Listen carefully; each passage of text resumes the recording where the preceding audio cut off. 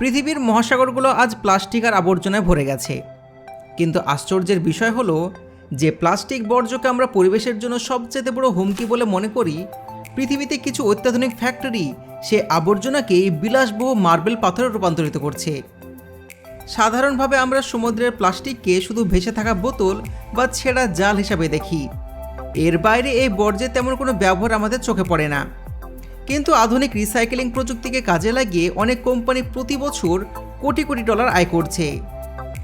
Europe এবং এশিয়ার বেশ কিছু দেশে এমন সমস্ত ফ্যাক্টরি রয়েছে যেখানে প্রতিদিন কন্টেনারের পর কন্টেনার সমুদ্রের আবর্জনা ঢোকে, আর সেখান থেকে বের হয় এমন সব চোখ ধাঁধানো মার্বেল টাইলস ও স্ল্যাব, যেগুলো দেখে কেউ কল্পনা করতে পারবে না যে এগুলোর মূল উপাদান ছিল সমুদ্রের দূষিত বর্জ্য। এই পুরো প্রক্রিয়া শুরু হয় উত্তাল সমুদ্র এবং উপকূল থেকে। সমুদ্রে একবার প্লাস্টিক গেলে তা শত শত বছরও নষ্ট হয় না।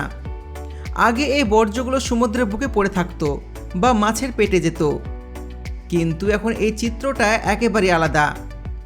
বিভিন্ন পরিবেশবিদ সংস্থা, এনজিও এবং স্থানীয় জেলেরা বড় বড় জাল ও আধুনিক স্কিমার জাহাজের সাহায্যে সমুদ্র থেকে প্লাস্টিকের বোতল, পরিত্যক্ত মাছ ধরার জাল এবং অন্যান্য বর্জ্য আলাদা করে রাখেন। অনেক জায়গায় এখন ফ্যাক্টরির সাথে এই সংস্থাগুলো চুক্তি করা থাকে। কোম্পানির লোকজন এই বর্জ্যগুলো বন্দর বা কালেকশন পয়েন্ট থেকে কিনে নেন। এরপর একসাথে অনেকগুলো ট্রাক ভর্তি করে সেগুলো রিসাইকেলিং ফ্যাক্টরিতে পাঠানো হয়। ফ্যাক্টরিতে একটার পর একটা করে প্লাস্টিকের স্তূপ ভালো করে ধোয়া হয়।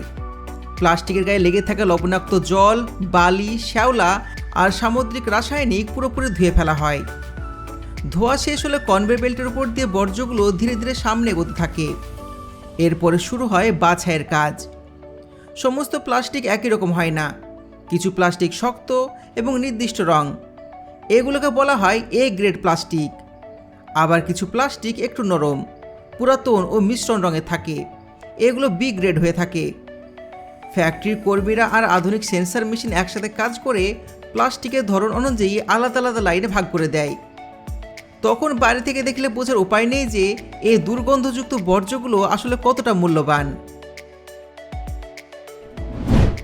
শ্রেডিং, এই পর্যায়ে বর্জ্যগুলো দুই দিকে চলে যায়। ফ্যাক্টরির একপাশে প্লাস্টিকগুলো ছোট ছোট টুকরো করে কাটা হয়। এই কাজ সাধারণত ভারী শ্রেডার মেশিন দিয়ে করা হয়, কারণ প্রতিদিন হাজার হাজার কেজি প্লাস্টিক প্রসেস করতে হয়। কাটার পর এই টুকরোগুলো পাঠানো হয় মোল্ডিং বা গলন ইউনিটে। এই ইউনিটে শুরু হয় আসল পরিবর্তন। বড় বড় হিটার মেশিনে প্লাস্টিকের টুকরোগুলো ঘোরানো হয় এবং উচ্চ তাপমাত্রায় গলানো হয়। মেশিন ঘুরতে ঘুরতে বর্জ্যগুলো গলে একসময় ঘন তরল পেস্টে পরিণত হয়। এই পেস্ট সরাসরি ব্যবহার করা হয় না। প্রথমে এটাকে কিছুটা পরিশোধন করা হয় এবং ছাঁকনির মাধ্যমে ছোট ছোট দানায় বা গ্র্যানুলসে পরিণত করা হয়। এগুলো তখন খুবই নরম থাকে না, আবার পুরোপুরি শক্ত থাকে না। তাই পরের ধাপে এগুলো পাঠানো হয় কুলিং চেম্বারে। সেখানে জলের সাহায্যে বা নির্দিষ্ট তাপমাত্রায় ধীরে ধীরে দানাগুলো শুকানো হয়। এখন প্রশ্ন আসে, এই দানা দিয়ে আসলে কি করা হয়? এই রিসাইকেল প্লাস্টিকের দানাগুলো মূলত কাঁচামাল হিসেবে ব্যবহার করা হয়।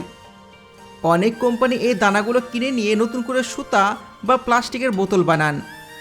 তখন আর কাঁচা পেট্রোলিয়াম দরকার হয় না, কিন্তু এই দানাগুলোকে বিলাসবহুল মার্বেল বানানোর প্রধান ভিত্তি হিসেবে ব্যবহার করা হয়। এবার আমরা যাব অন্য ফ্যাক্টরিতে, যেখানে লাক্সারি মার্বেল মোল্ডিং করা হয়। ফ্যাক্টরির অন্যদিকে বাছাই করা প্লাস্টিকের দানাগুলো দিয়ে আসল ম্যাজিক শুরু হয়। সাধারণ মার্বেল পাথর প্রাকৃতিকভাবে তৈরি হতে হাজার বছর সময় লাগে, কিন্তু এখানে প্রযুক্তির কামাল। এই দানাগুলোর সাথে পরিবেশ বান্ধব রেজিন এবং মার্বেলের মতন সেরা বা ভেন তৈরি করার জন্য প্রাকৃতিক খনিজ রং মেশানো হয়। প্লাস্টিক স্বাভাবিকভাবে একটু রাবারের মতন হয়, তাই অনেক ফ্যাক্টরিতে এই মিশ্রণকে চরম তাপমাত্রায় উত্তপ্ত করা হয়। এতে প্লাস্টিকের ভেতরে কোষ আলগা হয়ে যায়, ফাইবার নরম হয়, আর পরের ধাপের কাজ করা অনেক সহজ হয়ে যায়। নরম করা এই রং বেরঙের মিশ্রণটি এরপর বিশাল প্রেসিং বা মোল্ডিং মেশিনে পাঠানো হয়। এখানে আগে থেকে লোহা বা স্টিলের ছাঁচ বসানো থাকে, যেগুলো আকার বড় স্ল্যাব বা টেবিল টপ টাইলসের মতন। একটি ছাঁচের ভেতরে নির্দিষ্ট পরিমাণ মিশ্রণ রাখা হয়, তারপর ওপর থেকে আরেকটি ছাঁচ নামানো হয়। এই সময় মেশিন একসঙ্গে প্রচণ্ড চাপ আর নির্দিষ্ট তাপ প্রয়োগ করে। আর এই তাপ আর চাপের কারণে প্লাস্টিকের ফাইবারগুলো খনিজ রঙের সাথে মিশে একে অপরের সাথে শক্তভাবে আটকে যায়। মিশ্রণটি তখন তার বর্জ্যরূপ ছেড়ে ধীরে ধীরে নিখুঁত এবং মসৃণ মার্বেলের স্ল্যাবের আকার নিতে শুরু করে। কয়েক মিনিটের মধ্যে সমুদ্রের প্লাস্টিক একটা বিলাসবহুল কৃত্রিম মার্বেলে পরিণত হয়ে যায়। কোয়ালিটি চেকিং ও প্যাকেজিং। এরপরে কোয়ালিটি চেকিং টিম প্রতিটি মার্বেলের স্ল্যাব হাতে নিয়ে পরীক্ষা করেন, কোথাও ভাঙা আছে কিনা, ফাটল আছে কিনা, বা আসল মার্বেলের মতন চমক বা ফিনিশিং ঠিক আছে কিনা, সমস্ত কিছু দেখা হয়। এই কৃত্রিম মার্বেল আসলে পাথরের চাইতে বেশ শক্ত এবং স্ক্র্যাচ প্রুফ হয়, তার সঙ্গে ওয়াটার প্রুফ হয়। যে সমস্ত স্ল্যাবে সমস্যা থাকে সেগুলো আলাদা করে ফেলা হয় এবং পরে আবার গলিয়ে রিসাইকেল লাইনে পাঠানো হয়। সব কিছু ঠিকঠাক থাকলে মার্বেলগুলো লেজার মেশিন দিয়ে নির্দিষ্ট মাপে কাটা হয় এবং হাই গ্লস পলিশ করা হয়।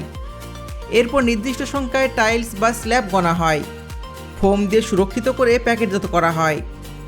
এই প্যাকেটগুলো গুদাম করে রাখা হয় অথবা সরাসরি 5 star hotel, luxury resort, interior ডিজাইনারদের কাছে রপ্তানি করা হয়। আর এইভাবে সমুদ্রের ক্ষতিকর বর্জ্য জায়গা করে নেয় মানুষের ড্রয়িং রুমের মেঝে বা দেওয়ালে।